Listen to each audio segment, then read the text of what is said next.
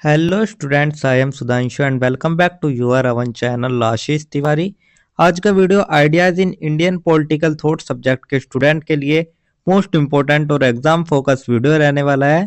तो स्टूडेंट, अब एग्जाम दूर नहीं है और हम सब जानते हैं कि ड्यू सोल के एग्जाम में क्वेश्चन पेपर में वही चीज आती है जो स्मार्ट स्टडी करने वाले स्टूडेंट पहले से ही कवर कर लेते हैं। तो इसलिए आज के इस वीडियो में हम लेकर आए हैं top 10 most important question with answer, वो भी English and Hindi both medium में, जिनके डायरेक्टली एग्जाम में आने के बहुत बहुत ज्यादा चांसेस है। तो स्टूडेंट, ये क्वेश्चन हमने रैंडम नहीं उठाए, बल्कि previous year papers, important topics और टीचर सजेशन के बेस पर केयरफुल्ली सिलेक्ट किया है। तो अगर आपने ये 10 क्वेश्चन अच्छे से समझ लिए तो मान लो एग्जाम में 80 से 90% पेपर आपका यहीं से कवर हो जाएगा। तो ये सिंगल वीडियो ये आपके एग्जाम पर्पज से बहुत होती है। ओनली इस वीडियो से ही आप अच्छे खासे स्कोर कर सकते हो अपने एग्जाम में, अदर किसी वीडियो की नीड आपको नहीं पड़ेगी। तो स्टूडेंट, अगर आप हमारे चैनल पर फर्स्ट टाइम विजिट कर रहे हो तो चैनल को सब्सक्राइब कर लीजिएगा, जिससे आने वाली और वीडियो की नोटिफिकेशन आपको सबसे पहले मिल जाए। और हाँ, इस वीडियो में एक स्पेशल गिव भी है आप सभी के लिए। तो वीडियो के बीच में हम कुछ क्वेश्चंस पूछेंगे, तो जो भी स्टूडेंट सबसे पहले और सभी करेक्ट आंसर देगा तो स्टार्टिंग के 3 स्टूडेंट्स को मिलेंगे एब्सोल्युटली फ्री नोट्स। और ये विनर निकलते ही विनर को तुरंत अनाउंस कर देंगे हम हमारे व्हाट्सएप और टेलीग्राम चैनल पर। तो आप सभी हमारा WhatsApp and Telegram channel follow करके रखिएगा, लिंक आपको डिस्क्रिप्शन में मिल जाएगी। तो स्टूडेंट, वीडियो को पूरा देखो, स्किप नहीं करना, क्योंकि जो गिववे का क्वेश्चन है वो किसी भी मोमेंट पे आ सकता है। और सबसे बेस्ट बात, हमारे लेक्चर फ्री है आपके लिए, एकदम 100% फ्री वीडियो सीरीज। लेकिन अगर आप इन्हीं लेक्चर के वेल ऑर्गेनाइज्ड नोट चाहते हो तो उनके पेड नोट्स भी अवेलेबल है, हिंदी और इंग्लिश दोनों ही मीडियम में। तो प्राइस भी स्टूडेंट फ्रेंडली है एंड कॉम्बो पैक में आपके लिए ऑफर्स भी है। तो स्टूडेंट, अगर आप सिंगल वन नोट्स लेते हैं तो उसका प्राइस ओनली 45 रुपीज है, एंड अगर आप एक से ज्यादा सब्जेक्ट के नोट्स लेते हैं तो उसका प्राइस आपको 40 रुपए पर नोट्स के अकॉर्डिंग पड़ेगा। तो जिन स्टूडेंट का 6 सब्जेक्ट का थ्योरी एग्जाम होगा, अगर वो अपने ऑल सब्जेक्ट के नोट्स लेना चाहते हैं तो आपको 5 नोट्स ही लेने पड़ेंगे, 1 नोट्स आपको फ्री में मिलेगा। ऐसे ही जिन स्टूडेंट के 7 सब्जेक्ट का थ्योरी एग्जाम होता है और अगर वो अपने ऑल सब्जेक्ट का कॉम्बो लेना चाहते हैं तो उन स्टूडेंट्स को भी ओनली 6 सब्जेक्ट के नोट्स लेने होंगे, 1 नोट्स आपको भी फ्री मिलेगा। तो बस एक छोटा सा मैसेज करना है गिवन नंबर पर जो कि डिस्क्रिप्शन में दिया गया है, I need notes, and notes आपको प्रोवाइड कर दिए जाएंगे। अदरवाइज अगर आपको नोट्स नहीं लेने हैं तो आप वीडियो लेक्चर भी देख सकते हो, वीडियो लेक्चर भी आपके लिए इनफ हो गए। तो चलिए स्टूडेंट, हम शुरू करते हैं हमारे BA honours English, BA programme और बीकॉम के सेमेस्टर फर्स्ट के भारतीय राजनीतिक चिंतन में विचार, ideas in Indian political thought, जो कि हमारा जीई यानी कि जेनरिक इलेक्टिव का सब्जेक्ट है। तो चलिए स्टूडेंट, इस सब्जेक्ट के tone 10 most important question and answer देख लेते हैं, जो कि आपके ड्यू सोल के एग्जाम के लिए गेम चेंजर साबित हो गए। तो स्टूडेंट, अगर किसी स्टूडेंट को इन्हीं सब्जेक्ट को डीपली पढ़ना होगा तो हमने इनकी चैप्टर वाइज वाली प्लेलिस्ट भी बनाई हुई है, आप उनको भी जाकर देख सकते हैं। तो चलिए स्टूडेंट, हम शुरू करते हैं हमारे most important question with answer. तो most important question with answer में हम देखेंगे, तो इसमें हमारा जो सबसे पहले क्वेश्चन नंबर फर्स्ट रहने वाला है। तो सबसे पहले हम हमारा क्वेश्चन नंबर फर्स्ट देख लेते हैं। तो स्टूडेंट, क्वेश्चन नंबर फर्स्ट को देखने से पहले मैं आप सभी को बता देता हूं कि जो हमारा ये नोट्स है इसमें हमने टोटल 10 क्वेश्चन सेलेक्ट किए हैं। और जो ये 10 क्वेश्चन है इसमें हमने एक ही क्वेश्चन को 2 टाइप से पूछा हुआ है, जैसे कि आप देख भी सकते हैं। तो ये जो 2 टाइप से क्वेश्चन पूछे गए हैं, आपको कंफ्यूज बिल्कुल भी नहीं होना है। अगर आपके एग्जाम में इस टाइप से या इस टाइप से या इन दोनों से रिलेटेड कोई भी टॉपिक आता है तो आपको यही आंसर लिखना है, ये आंसर ही आपके दोनों क्वेश्चंस के लिए इनफ होगा। तो चलिए अब हम शुरू कर लेते हैं हमारा क्वेश्चन नंबर फर्स्ट। तो क्वेश्चन नंबर जो फर्स्ट हमारा रहने वाला है वो रहने वाला है, explain Kautilya's view on dharma, do you agree with his ideas on the moral aspects of statecraft. यानी कि जो धर्म है उस पर कौटिल्य के दृष्टिकोण को हमें बताना है और बताना है कि क्या आप शासन कला के नैतिक पहलुओं पर उनके विचार से सहमत है। यानी कि एक तरीके से शासन कला पर उनके जो नैतिक पहलू है उनके बारे में बताना है और धर्म पर कौटिल्य के दृष्टिकोण को बताना है। यहीं पर हमसे अथवा या और करके पूछा गया है, explain the importance of dharma in ancient Indian political thought with special reference to the ideas of Chanakya. यानी कि जो हमारा भारतीय राजनीतिक चिंतन है प्राचीन, उसमें चाणक्य के विचारों के विशेष संदर्भ में हमें धर्म के महत्व को बताना है। तो चलिए इस आंसर की जो शुरुआत है वो हम सबसे पहले एक इंट्रोडक्शन देख लेते हैं या परिचय। तो इंट्रोडक्शन में हम देखेंगे Kautilya also know as Chanakya is one of the foremost thinkers of ancient Indian political thought. तो स्टूडेंट आप जरा कल्पना कीजिए, एक ऐसा राज्य जहां कानून तो है लेकिन न्याय नहीं, राजा ताकतवर है पर नैतिक नहीं, प्रजा डर में जी रही है सुख में नहीं। तो अब सवाल उठता है, क्या ऐसा राज्य टिक सकता है? तो स्टूडेंट ये जो सवाल था ये आज से लगभग 2300 साल पहले एक महान विचारक ने उठाया था, जिनका नाम था कौटिल्य, जिन्हें हम चाणक्य के नाम से भी जानते हैं। तो कौटिल्य की जो प्रसिद्ध कृति है अर्थशास्त्र, तो उसमें उन्होंने धर्म, राजनीति और शासन, इन तीनों को जोड़कर राज्य चलाने की एक व्यवहारिक लेकिन एक नैतिक रूपरेखा दे दी गई थी। तो स्टूडेंट कौटिल्य के जो विचार थे उनमें धर्म केवल धार्मिक कर्मकांड नहीं था, बल्कि न्याय, कर्तव्य और लोक कल्याण का भी सिद्धांत था। तो धर्म को उन्होंने राज्य की स्थिरता और सुशासन का मूल आधार भी माना। तो यही था हमारा एक छोटा सा इंट्रोडक्शन, एक छोटी सी प्रस्तावना। इसके बाद जो हमारा नेक्स्ट टॉपिक आता है वो हमारा मेन बॉडी या मुख्य भाग का आता है।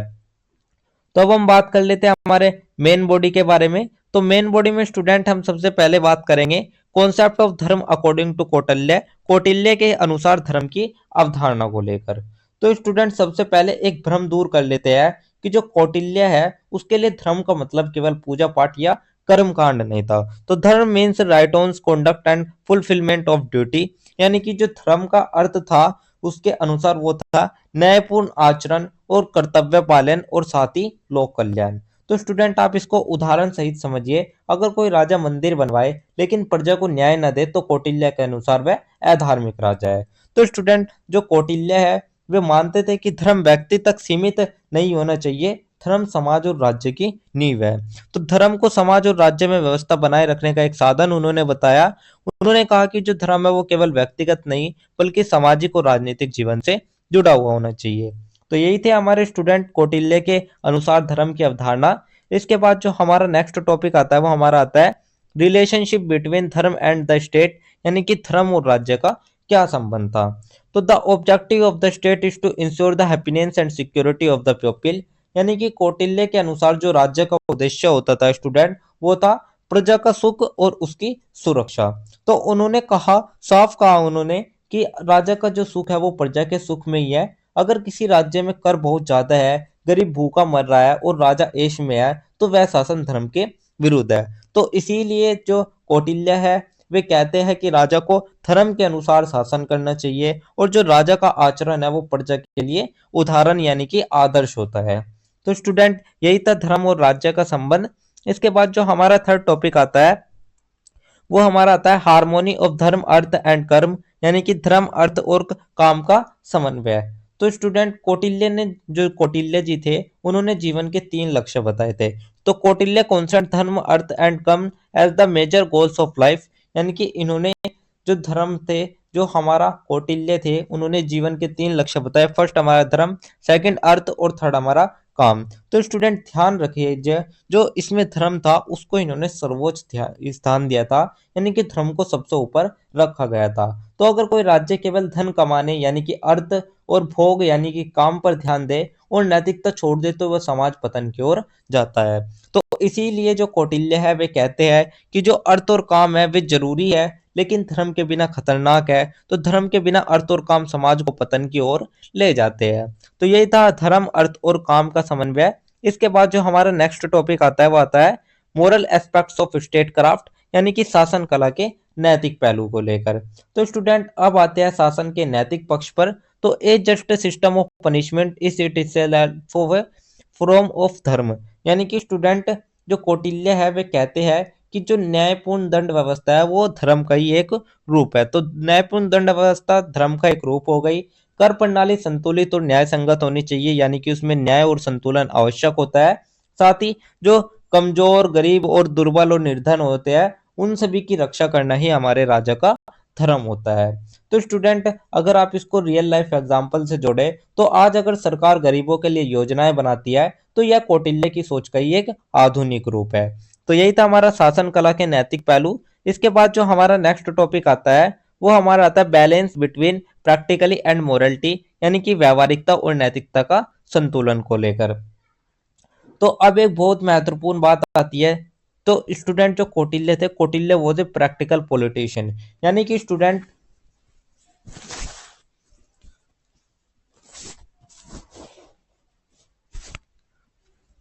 जो कौटिल्य थे वे आदर्शवादी नहीं थे बल्कि वे व्यवहारिक थे। तो उन्होंने जासूसी, कठोर दंड, सख्त निर्णयों को भी स्वीकार किया। लेकिन क्यों? तो स्टूडेंट उन्होंने राजा और लोक की रक्षा के लिए इन सभी को स्वीकार किया। तो स्टूडेंट अगर कोई अपराधी पूरे राज्य को अस्थिर कर रहा है तो केवल दया दिखाना भी अधर्म हो सकता है। तो इसीलिए जो हमारे कौटिल्य है वे कहते हैं कि कठोरता भी धर्म हो सकती है, यानी कि उन्होंने कठोर निर्णयों को भी स्वीकार किया। और साथ ही अगर उसका जो उद्देश्य है वो लोकहित है तो जो हमारा कठोर निर्णय कठोरता है वो भी हमारा धर्म हो सकती है। तो यही था व्यवहारिकता और नैतिकता का संतुलन। इसके बाद जो हमारा नेक्स्ट टॉपिक आता है वो हमारा ओवरऑल पूरे आंसर का एक छोटा सा निष्कर्ष, एक छोटा सा कंक्लूजन आता है। तो कंक्लूजन में आपको लिख देना है धर्म ऑक्यूपाइज ए सेंट्रल पैलेस इन कौटिल्य पॉलिटिकल थॉट, यानी कि जो स्टूडेंट जो हमारे कौटिल्य थे वे राजनीतिक चिंतन में धर्म को केंद्रीय स्थान मानते हैं और धर्म उनके लिए शासन का मार्गदर्शक सिद्धांत था। साथ ही जो हमारा नैतिकता और व्यवहारिकता था, इन दोनों का संतुलन ही उनकी सबसे बड़ी विशेषता मानी जाती है। तो स्टूडेंट आज भी जब हम सुशासन, न्याय, लोक कल्याण, नैतिक राजनीति की बात करते हैं जो तो कौटिल्य जो है वे उनके जो विचार है वे पूरी तरीके से हमें प्रासंगिक लगने लगते हैं। तो इसी प्रकार से धर्म के महत्व और शासन की नैतिकता पर उनके विचार आज भी प्रासंगिक है। तो स्टूडेंट अंत में हम कह सकते हैं कि धर्म पर जो कौटिल्य का दृष्टिकोण है वो प्राचीन भारतीय राजनीतिक चिंतन को एक मजबूत और नैतिक आधार भी प्रदान करता है। तो यही था हमारा एक छोटा सा निष्कर्ष, एक छोटा सा कंक्लूजन, जिसके साथ ही हमारा आंसर नंबर फर्स्ट भी कंप्लीट होता है। तो यही था हमारा आंसर नंबर फर्स्ट। इसके बाद जो हमारा नेक्स्ट क्वेश्चन आता है वो हमारा क्वेश्चन नंबर 2 आता है। तो अब हम बात कर लेते हैं हमारे क्वेश्चन नंबर 2 के बारे में। तो क्वेश्चन नंबर 2 में हमसे क्या पूछा गया है, सबसे पहले उसको देख लेते हैं। तो क्वेश्चन नंबर 2 में हमसे पूछा गया the concept of gender equality presented by Tarabai Shinde was far ahead of her time, critically evaluate this statement, यानी कि ताराबाई शिंदे द्वारा दी गई जो लैंगिक समानता की अवधारणा है उसे अपने सन्ने से बहुत आगे थी, इस कथन की हमें आलोचना करनी है।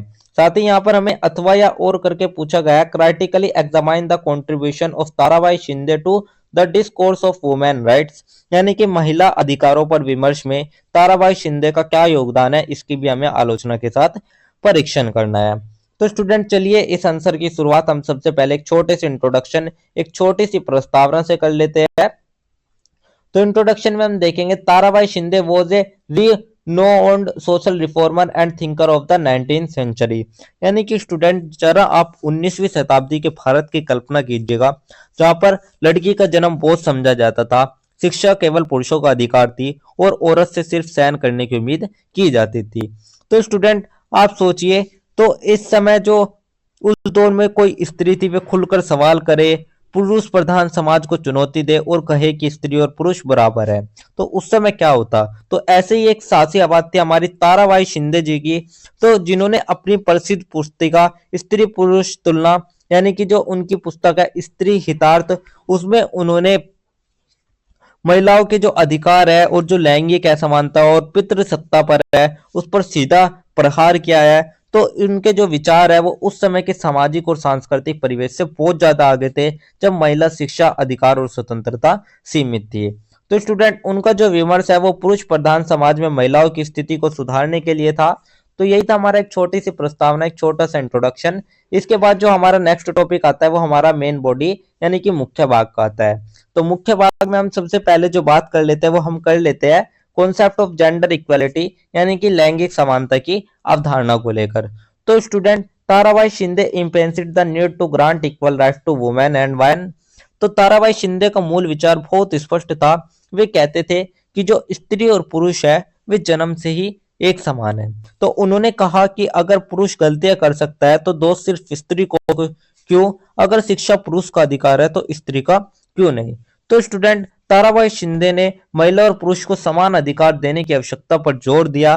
तो स्टूडेंट अगर समाज में अगर कोई विवाह असफल होता था तो दोष हमेशा स्त्री को दिया जाता था। तो ताराबाई ने सवाल उठाया कि पुरुष की जिम्मेदारी पर सवाल क्यों नहीं है। तो ये जो सोच थी ये उस समय के लिए बहुत ही ज्यादा क्रांतिकारी थी। उन्होंने विवाह, शिक्षा और सामाजिक प्रतिष्ठा में महिलाओं के अधिकारों की बात करी। साथ ही वे कहती थी कि महिलाओं को केवल पितृसत्ता के नियंत्रण में नहीं रखा जाना चाहिए। तो यही था हमारा कॉन्सेप्ट ऑफ जेंडर इक्वालिटी, जो कि मैंने आपको बता दिया।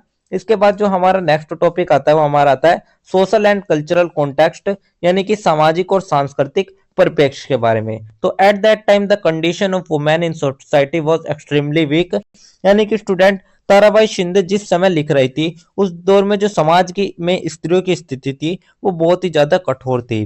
तो उस समय बाल विवाह, विधवा विवाह पर रोक, स्त्री शिक्षा का अभाव और पूर्ण रूप से पुरुष प्रधान व्यवस्था शामिल थी। तो स्टूडेंट आप एग्जाम्पल के तौर पे समझिएगा, एक विधवा स्त्री का जीवन सफेद कपड़े, सामाजिक बहिष्कार और उसको कोई अधिकार नहीं था।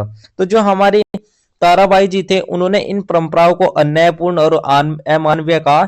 साथ ही उन्होंने इनकी खुलकर आलोचना करी और महिलाओं की स्वतंत्रता के पक्ष में लिखा। तो यही था सांस्कृतिक और सामाजिक परिप्रेक्ष्य। इसके बाद थर्ड हमारा आता है कॉन्ट्रीब्यूशन ऑफ द डिस्कोर्स, यानी कि विमर्श में योगदान को लेकर। तो she initiated an open debate of women rights for the first time, यानी कि स्टूडेंट जो स्त्री पुरुष तुलना थी वो केवल एक किताब ही नहीं थी, वह समाज से सीधा संवाद था। तो उन्होंने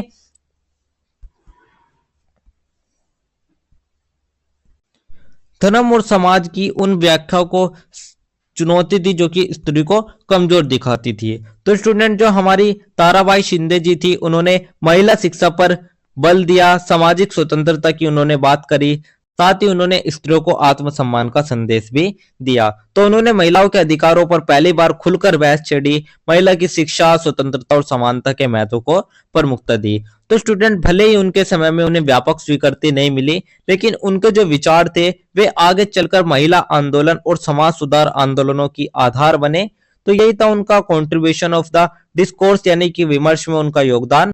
इसके बाद जो हमारा नेक्स्ट टॉपिक आता है वो आता है क्राइटिकली पर्सपेक्टिव, यानी कि आलोचनात्मक दृष्टि को अब हम देख लेते हैं। तो since her thinking was far ahead of her time, most people in society could not accept it immediately, यानी कि स्टूडेंट अगर अब हम आलोचनात्मक दृष्टि से देखें तो उनके जो विचार थे वो उस समय के अकॉर्डिंग बहुत ही आगे थे। तो इसीलिए जो तत्काल समाज था उन्होंने इनके जो विचार थे वे स्वीकार नहीं करे। तो कुछ लोगों ने कहा जो ये विचार थे या उनके पारंपरिक जो व्यवस्था थी उसको तोड़ देंगे, लेकिन सच बात यही थी कि उन्होंने बिना सवाल उठाए, बिना असहज किए समाज में बदलाव संभव नहीं किया। तो यही काम हमारे ताराबाई शिंदे ने किया। फिर भी उनके जो विचारों की प्रासंगिकता है वो आज भी बनी हुई है, विशेषकर लैंगिक समानता और महिला सशक्तिकरण के क्षेत्र में। तो यही था हमारा क्राइटिकल पर्सपेक्टिव, यानी कि आलोचनात्मक दृष्टि। इसके बाद जो हमारा नेक्स्ट टॉपिक आता है वो हमारा ओवरऑल पूरे आंसर का एक छोटा सा निष्कर्ष, एक छोटा सा कंक्लूजन आता है। तो कंक्लूजन में हम देखेंगे Tarabai Shinde adopted a progressive and controgressive approach toward gender equality and women rights, यानी कि स्टूडेंट जो ताराबाई शिंदे थी उन्होंने लैंगिक समानता को खुलकर और निर्भरता से प्रस्तुत किया। साथ ही उनका जो चिंतन था वो उनके समय से बहुत आगे था। तो स्टूडेंट उन्होंने स्त्री को दया का पात्र नहीं बल्कि समान अधिकारों वाला मानव माना। तो उनके योगदान ने महिलाओं के अधिकारों पर बहस को नई दिशा दी और समाज सुधार आंदोलनों को प्रभावित किया।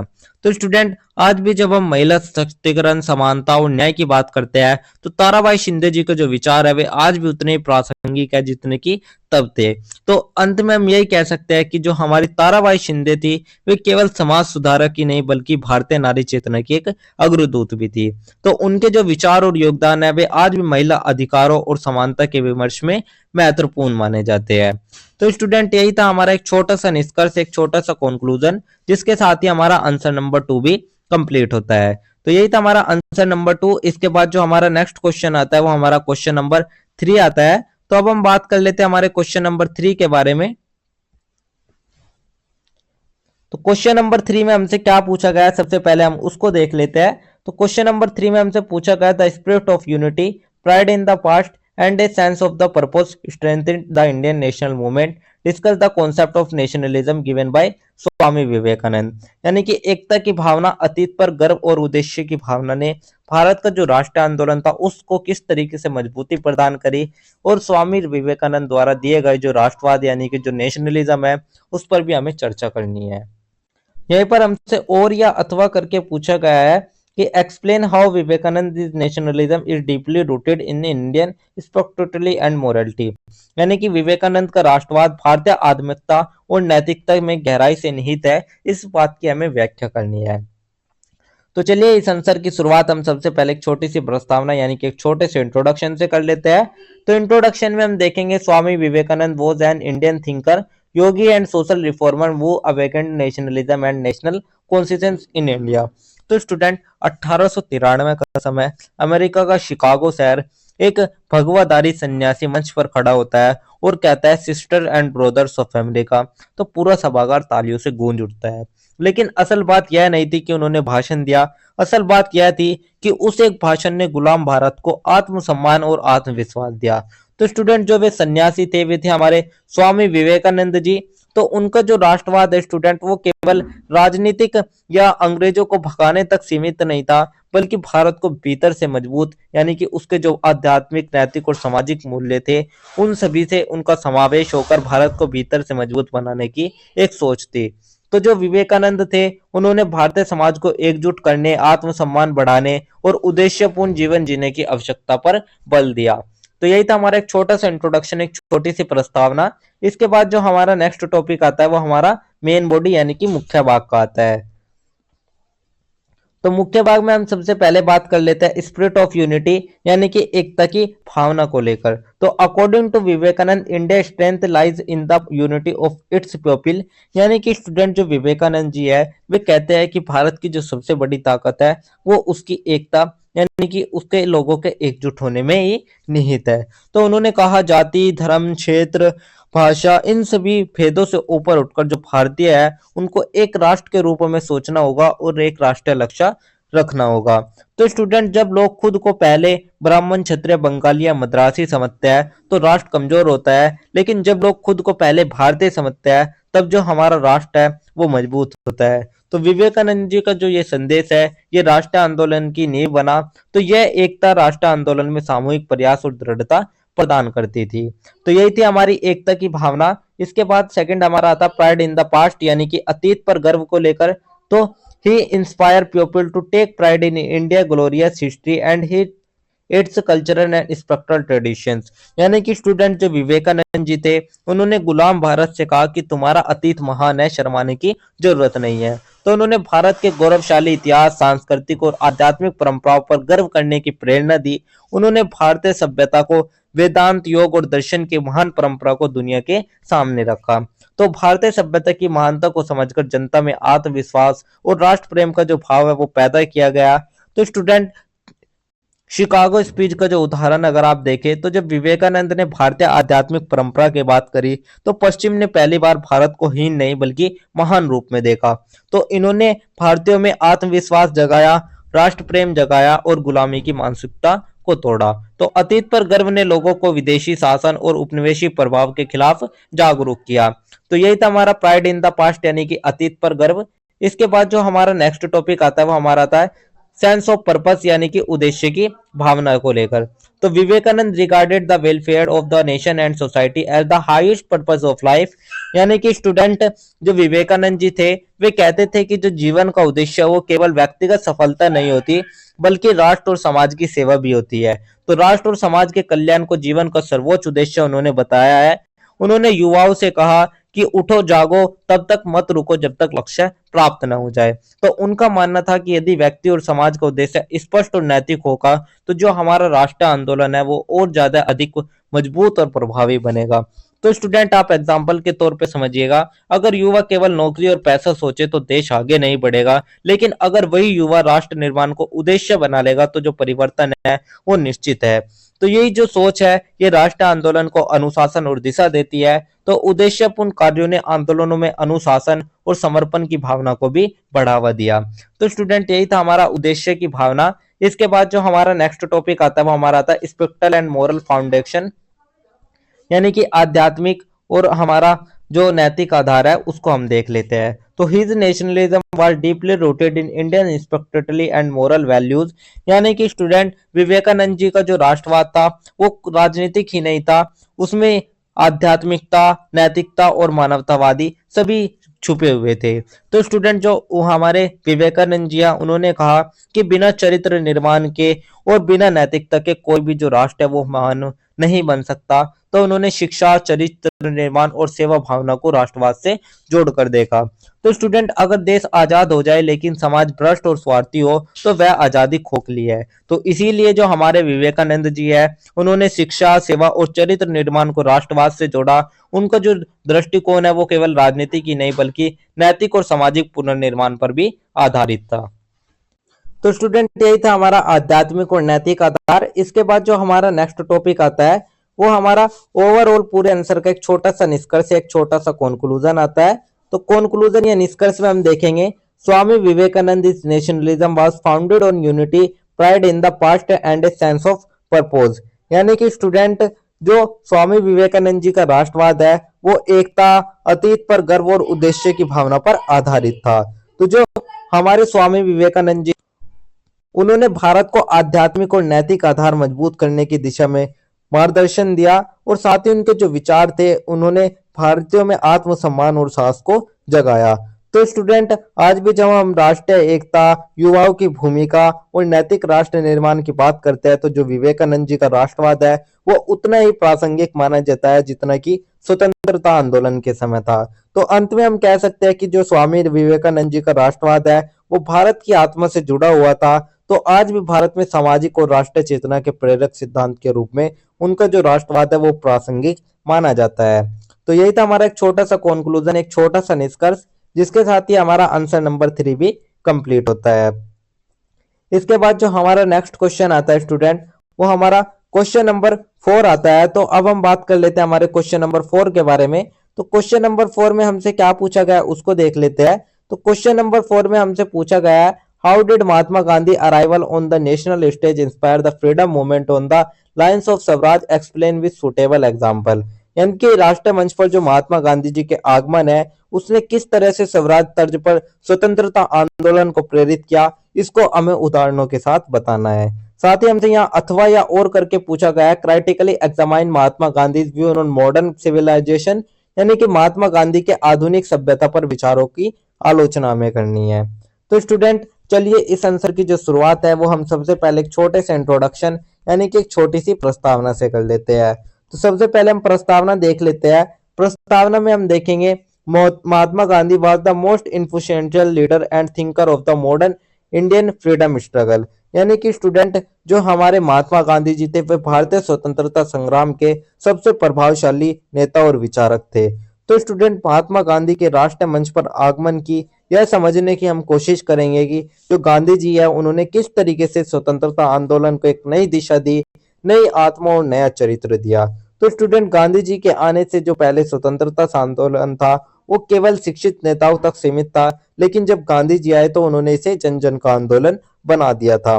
तो स्टूडेंट गांधी जी के लिए जो स्वराज का मतलब था वो केवल अंग्रेजों को भगाना नहीं था बल्कि समाज का नैतिक सुधार, आत्मनिर्भर भारत और सच्ची आजादी नैतिक सुधारों से भी जुड़ी हुई थी। तो गांधी जी के आगमन से ही जो हमारा राष्ट्रीय मंच है उस पर स्वतंत्रता आंदोलन को नई दिशा और सामूहिकता प्रदान की गई। तो स्टूडेंट यही था हमारा एक छोटा सा इंट्रोडक्शन, एक छोटी सी प्रस्तावना। इसके बाद जो हमारा नेक्स्ट टॉपिक आता है वो हमारा मेन बॉडी यानी कि मुख्य भाग का आता है। तो मुख्य भाग में अगर हम सबसे पहले बात करें Swaraj and the freedom movement यानी कि स्वराज और स्वतंत्रता आंदोलन की बारे में, तो Gandhi view swaraj not merely as freedom from foreign rule but as the creation of self reliant and moral society. यानी कि स्टूडेंट गांधी जी कहते हैं कि अगर भारत को आजाद होना है तो पहले भारतीयों को अपने भीतर से गुलामी निकालनी होगी। तो गांधी जी का जो स्वराज का मतलब था वो था अपने निर्णय खुद लेना यानी कि आत्मनिर्भर होना, आत्मसंयम और नैतिक जीवन। तो उनका जो स्वराज था वो केवल विदेशी शासन से मुक्ति नहीं बल्कि आत्मनिर्भर और नैतिक समाज के निर्माण के रूप में देखा गया।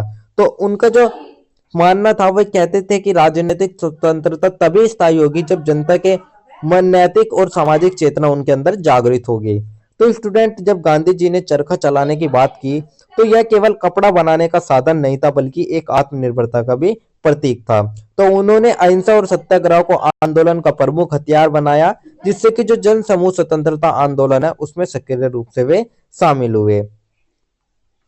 तो स्टूडेंट सामने दुनिया की सबसे बड़ी साम्राज्यवादी ताकत थी और दूसरी तरफ नियति जनता। तो गांधी जी ने कहा हम लड़ेंगे लेकिन हिंसा से नहीं बल्कि सत्य और अहिंसा से। तो 1919 का जो असहयोग आंदोलन है उसमें लोगों ने सरकारी नौकरियां छोड़ी, विदेशी कपड़ों की होली जलाई लेकिन हिंसा नहीं करी। तो यही हमारे गांधी जी की सबसे बड़ी ताकत या उनका सबसे बड़ा हथियार था, अहिंसा और सत्याग्रह का। तो स्टूडेंट यही था हमारा स्वराज और स्वतंत्रता आंदोलन। इसके बाद जो हमारा नेक्स्ट टॉपिक आता है वो आता है mass participation in the movement, यानी कि आंदोलन में सामूहिक भागीदारी को। तो Gandhi did not confine the movement to political leaders alone, he include peasant workers women and even children. यानी कि स्टूडेंट गांधी से पहले जो आंदोलन था वो केवल शहरों तक सीमित था, लेकिन जो हमारे गांधी जी थे वे गांव गांव पहुंचे। तो अब जो आंदोलन था उसमें किसान, मजदूर, महिला और बच्चे सबको शामिल किया गया। तो उदाहरण अगर आप देखें हमारा 1919 का गैर सहयोग आंदोलन या 1930 का भारत छोड़ो आंदोलन। तो 1930 का जो दांडी मार्च था वो 78 लोगों के साथ शुरू हुआ था, पूरा भारत उसके पीछे चल पड़ा था। तो स्टूडेंट ये सिर्फ नमक तोड़ना नहीं था बल्कि अंग्रेजी सत्ता को खुली चुनौती देना था। तो ये जो आंदोलन थे इन्होंने जनता को सत्ता से सीधे जुड़ने और अपने अधिकारों के लड़ने का अवसर दिया। तो यही था आंदोलन में सामूहिक भागीदारी। इसके बाद जो हमारा नेक्स्ट टॉपिक आता है वो आता है Gandhi's view on modern civilisation, यानी कि आधुनिक सभ्यता पर जो गांधी जी के विचार है उनको हम देख लेते हैं। तो Gandhi was critical of the materialism and greeted of modern civilisation, यानी कि जो गांधी जी का दृष्टिकोण है स्टूडेंट वो आधुनिक सभ्यता की भौतिकवाद और लालच पर आलोचनात्मक था। तो स्टूडेंट गांधी जी की जो आधुनिक सभ्यता है उसको देखकर कहते हैं कि ये जो सभ्यता है ये इंसान को मशीन बना रही है। उनका मानना था कि अंधा भौतिकवाद, लालच और उपभोक्तावाद मानवता को खत्म कर रहा है। तो स्टूडेंट उन्होंने सरल जीवन, स्वावलंबन और सामाजिक समरसता पर बल दिया। वे कहते थे कि सच्ची स्वतंत्रता केवल नैतिक और आध्यात्मिक उत्थान के साथ ही संभव है। तो गांधी जी का जो सादा जीवन था जैसे कि धोती, लाठी और सच्चाई, तो उन्होंने दिखाया कि कम में भी सम्मान से जिया जा सकता है। तो यही था हमारा आधुनिक सभ्यता पर गांधी जी के विचार। इसके बाद जो हमारा नेक्स्ट टॉपिक आता है वो हमारा आता है इम्पैक्ट एंड कंट्रीब्यूशन, यानी कि हमारा प्रभाव और योगदान को लेकर। तो Gandhi ideas gave the national movement A direction based on morality, discipline and non violent struggle, यानी कि जो गांधी जी के आंदोलन था उनको दिया गया नैतिकता, नैतिक आधार, अनुशासन और अहिंसक शक्ति। तो स्टूडेंट उन्होंने जनता को सिखाया कि जो आजादी है वो केवल अधिकार नहीं बल्कि हमारी एक जिम्मेदारी है। तो उन्होंने भारतीय जनता में स्वाभिमान और आत्मनिर्भरता की भावना जगाई और साथ ही उन्होंने समाज को, राष्ट्र को जोड़कर स्वतंत्रता की प्राप्ति को सामूहिक लक्ष्य भी बनाया। तो यही था हमारा प्रभाव और योगदान। इसके बाद जो हमारा नेक्स्ट टॉपिक आता है वो हमारा ओवरऑल पूरे आंसर का एक छोटा सा निष्कर्ष, एक छोटा सा कंक्लूजन आता है। तो कंक्लूजन या निष्कर्ष में हम देखेंगे Mahatma Gandhi arrival on the national stage provide to be a decisive force in strengthening the freedom movement morality socially and politically, यानी कि स्टूडेंट जो महात्मा गांधी का राष्ट्रीय मंच पर आगमन था वो भारतीय स्वतंत्रता के लिए एक ऐतिहासिक मोड़ था, क्योंकि उन्होंने स्वराज को व्यापक अर्थ दिया, आंदोलन को जन आंदोलन बनाया और साथ ही उन्होंने नैतिकता को राजनीति से भी जोड़ा। तो स्टूडेंट आज भी जो गांधी जी के विचार है वे हमारे सामाजिक न्याय, हमारी समानता, हमारी नैतिकता, इन सभी के लिए उतने ही प्रासंगिक है। तो स्टूडेंट गांधी सिर्फ एक व्यक्तित्व नहीं थे बल्कि वो एक विचार थे और वो विचार कभी मरते नहीं है। तो स्टूडेंट उन्होंने स्वतंत्रता आंदोलन को केवल न तो दिशा दी बल्कि उन्होंने भारतीय जनता में जागरूकता और सक्रियता का भाव भी उत्पन्न किया। तो यही था हमारा एक छोटा सा निष्कर्ष, एक छोटा सा कंक्लूजन। इसके बाद जो हमारा नेक्स्ट टॉपिक आता है वो हमारा नेक्स्ट क्वेश्चन का आता है। तो ये तो हमारा आंसर नंबर 4 था। अब हम देख लेते हैं हमारा क्वेश्चन नंबर 5। तो क्वेश्चन नंबर 5 में हमसे क्या पूछा गया है सबसे पहले उसको देख लेते हैं।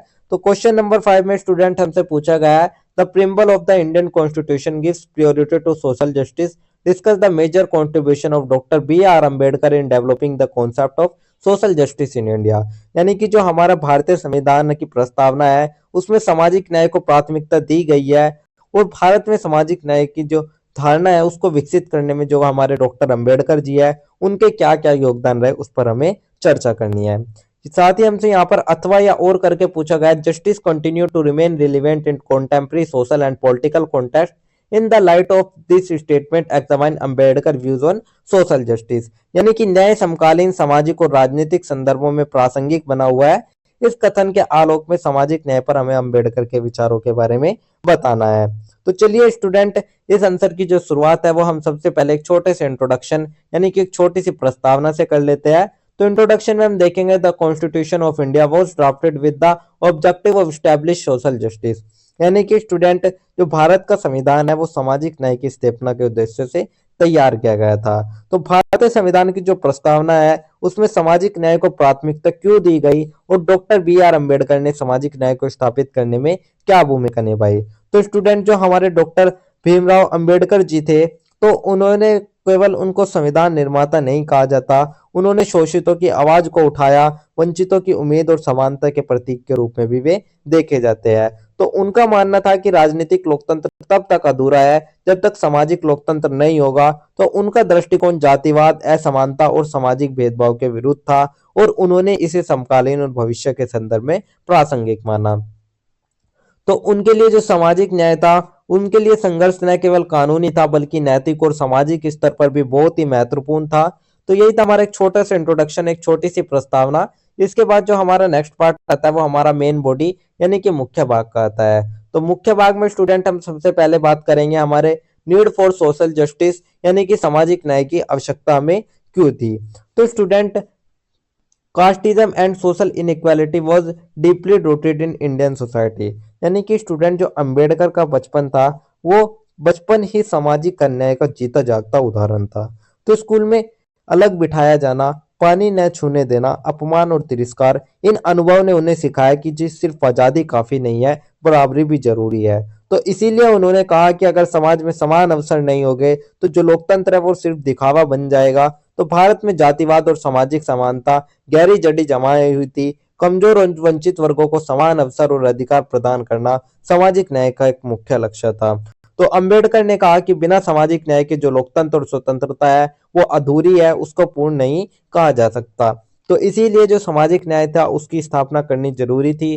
तो यही थी सामाजिक न्याय की आवश्यकता। इसके बाद जो हमारा नेक्स्ट टॉपिक आता है वो आता है कंट्रीब्यूशन टू कॉन्स्टिट्यूशन मेकिंग, यानी कि संविधान निर्माण में योगदान को लेकर। तो provision such as equality, non discrimination and reservation in the Indian constitution are a reflection of his ideas, यानी कि स्टूडेंट जब हमारा देश भारत आजाद हुआ तो सबसे बड़ा सवाल था क्या आजादी सबके लिए होगी। तो जो हमारे डॉक्टर अंबेडकर जी है उन्होंने सुनिश्चित किया कि संविधान में शामिल हो हमारे समानता का अधिकार, अस्पृश्यता का अंत जो कि हमारे अनुच्छेद 17 के तहत दिया गया है, आरक्षण की व्यवस्था और साथ ही हमारे फंडामेंटल राइट्स यानी कि हमारे मौलिक अधिकार। तो ये सभी उनके विचारों का ही एक प्रतिफल है। साथ ही उन्होंने दलितों, पिछड़े वर्गों और महिलाओं के अधिकार सुनिश्चित किए। तो अंबेडकर ने ही मौलिक अधिकारों और स्वतंत्रता के साथ सामाजिक आर्थिक न्याय को भी प्रमुख रखा। तो आरक्षण को लेकर जो अंबेडकर जी थे उन्होंने कहा कि यह कोई विशेष अधिकार नहीं बल्कि बराबरी तक पहुंचने का एक साधन है। तो यही था हमारा संविधान निर्माण में उनका योगदान। इसके बाद जो हमारा नेक्स्ट टॉपिक आता है वो हमारा था कॉन्टेम्प्रेरी रिलेवेंस ऑफ जस्टिस, यानी कि न्याय का समकालीन संदर्भ क्या है। तो Ambedkar perspective remains relevant even today as inequality and discrimination have not been completely eliminated from society, यानी कि स्टूडेंट जो अंबेडकर जी है उन्होंने केवल जाति की बात नहीं कही बल्कि महिलाओं की स्थिति पर भी गहरी चिंता जताई। तो उनका जो दृष्टिकोण है वो आज भी स्टूडेंट उतना ही प्रासंगिक है जितना कि वो पहला था। तो अंबेडकर कहते हैं कि कानून बदल सकता है लेकिन सोच बदले बिना जो समाज है वो नहीं बदलेगा। तो उनका जो दृष्टिकोण है वो आज भी प्रासंगिक है क्योंकि समाज में असमानता और भेदभाव पूर्ण रूप से समाप्त नहीं हुए हैं। उनके जो विचार है वे समावेशी विकास, समान अवसर और सामाजिक सुधार के लिए मार्गदर्शन प्रदान किए गए हैं। तो आज भी भेदभाव, असमानता, अवसरों की कमी जो जैसी जो समस्या है वे मौजूद है। तो इसीलिए अंबेडकर के विचार आज भी उतने ही प्रासंगिक है। तो न्याय को केवल अदालत और कानून तक सीमित न रखते हुए उन्होंने इसे सामाजिक और नैतिक जिम्मेदारी के रूप में भी बताया। तो यही था हमारा न्याय का समकालीन संदर्भ, कॉन्टेम्प्रेरी रिलेवेंस ऑफ जस्टिस। इसके बाद जो हमारा नेक्स्ट टॉपिक आता है वो हमारा आता है क्राइटिकल एवेल्युएशन, यानी कि आलोचनात्मक मूल्यांकन को लेकर। तो Ambedkar approach to social justice was balance and practical, यानी कि स्टूडेंट उनका जो दृष्टिकोण था वो सामाजिक न्याय दृष्टिकोण जो था वो संतुलित और व्यवहारिक था। तो कुछ लोग कहते हैं कि आरक्षण समाज को बांटता है, लेकिन जो अंबेडकर जी का जो जवाब था वो साफ था कि पहले समाज ने भेदभाव किया तो आरक्षण तो उसका इलाज है। तो उनका जो दृष्टिकोण है वो संतुलित, व्यवहारिक और मानवीय था। साथ ही उनका जो दृष्टिकोण है वो कमजोर और वंचित वर्गों को सशक्त बनाने और समाज को समतावादी बनाने में प्रभावशाली सिद्ध हुआ। तो यही था हमारा आलोचनात्मक मूल्यांकन। इसके बाद जो हमारा नेक्स्ट टॉपिक आता है वो हमारा ओवरऑल पूरे आंसर का एक छोटा सा निष्कर्ष या एक छोटा सा कंक्लूजन आता है। तो कंक्लूजन में हम देखेंगे doctor B R Ambedkar gave a central place to the concept of social justice in the Indian constitution. तो स्टूडेंट जो डॉक्टर अंबेडकर जी थे उन्होंने सामाजिक न्याय को केवल एक विचार ही नहीं बल्कि एक संवैधानिक आधार बनाया। तो उन्होंने सामाजिक न्याय की धारणा को भारतीय संविधान में केंद्रीय स्थान दिया और उनका जो दृष्टिकोण है वो आज भी समकालीन सामाजिक राजनीतिक संदर्भों में प्रासंगिक माना जाता है। तो स्टूडेंट उन्होंने वंचितों को आवाज दी, संविधान को आत्मा दी और भारत को एक समता मूलक दिशा दिखाई। तो अगर आज हम जब समानता, अधिकार और गरिमा की बात करते हैं तो उसके पीछे अंबेडकर का संघर्ष और चिंतन आता है। तो जो अंबेडकर थे वे सिर्फ इतिहास ही नहीं, वो आज भी हमारे वर्तमान और भविष्य है। तो इसी प्रकार से उनके विचार और प्रयास सामाजिक न्याय की अवधारणा को आज भी जीवंत बनाए रखते हैं। तो यही था हमारा एक छोटा सा निष्कर्ष, एक छोटा सा कंक्लूजन। तो इसी के साथ ही हमारा आंसर नंबर 5 भी कंप्लीट होता है। तो यही था हमारा आंसर नंबर 5। इसके बाद जो हमारा नेक्स्ट क्वेश्चन आता है वो हमारा क्वेश्चन नंबर 6 आता है। तो अब हम बात कर लेते हैं हमारे क्वेश्चन नंबर 6 के बारे में। तो क्वेश्चन नंबर 6 में हमसे क्या पूछा गया है सबसे पहले उसको देख लेते हैं। तो क्वेश्चन नंबर 6 में हमसे पूछा गया what are the main principle and objectives of Savarkar ideas of Hindutva, यानी कि सावरकर के हिंदुत्व के विचार के प्रमुख सिद्धांत और उसके उद्देश्य क्या है वो हमको बताने हैं।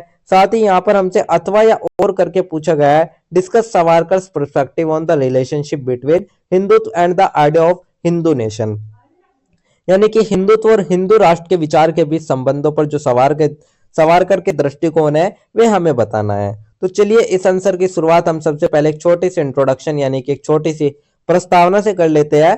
तो प्रस्तावना में हम देखेंगे Vinayak Damodar Savarkar was a revolutionary of the Indian freedom struggle and an influential thinker, यानी कि स्टूडेंट आज हम बात करेंगे वीर सावरकर के हिंदुत्व के विचार और मुख्य सिद्धांत और हिंदुत्व तथा हिंदू राष्ट्र के बीच संबंध पर। तो जो हमारे विनायक दामोदर सावरकर जी थे वे क्रांतिकारी नहीं थे बल्कि एक प्रखर राष्ट्रवादी विचारक भी थे। तो उनका जो हिंदुत्व है वो केवल पूजा पाठ तक ही सीमित नहीं था बल्कि उसमें राष्ट्रीय एकता और साथ ही हमारे सांस्कृतिक पहचान और राजनीतिक चेतना भी जोड़ी गई थी। तो उन्होंने हिंदुत्व के विचार को आधुनिक भारत में राष्ट्रीय एकता और पहचान का माध्यम बनाया। तो उनका जो दृष्टिकोण है वो भारतीय समाज में एकता, राष्ट्रभक्ति और सांस्कृतिक गौरव पर भी केंद्रित था। तो स्टूडेंट यही था हमारा एक छोटा सा इंट्रोडक्शन, एक छोटी सी प्रस्तावना।